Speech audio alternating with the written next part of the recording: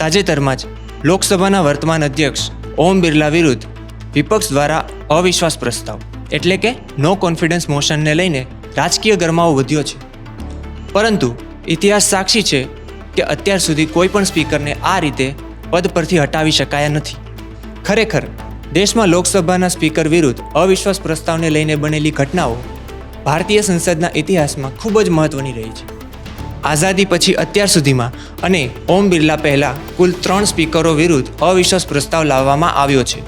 અહીં પહેલો પ્રસ્તાવ ડિસેમ્બર 1954માં પ્રથમ સાંસદ જીવી માવલંકર વિરુદ્ધ બિહારના સાંસદ વિઘ્નેશ્વર મિશ્ર દ્વારા રજૂ કરવામાં આવ્યો હતો, જે માત્ર 2 કલાકની ચર્ચા બાદ જ ફગાવી દેવામાં આવ્યો. ત્યારબાદ બીજી વખત તત્કાલીન સ્પીકર સરદાર હુકુમસિંહ વિરુદ્ધ સમાજવાદી નેતા મધુ લિમયે આ પ્રસ્તાવ રજૂ કર્યો હતો. જોકે તેઓ પણ પોતાના પદ પર યથાવત રહ્યા. ત્રીજી વખત આ સ્થિતિ 1987માં સર્જાઈ, જ્યારે સીપીઆઈના સાંસદ સોમનાથ ચેટર્જીએ તત્કાલીન સ્પીકર બલરામ જાખડ વિરુદ્ધ આ પ્રસ્તાવ મૂક્યો હતો.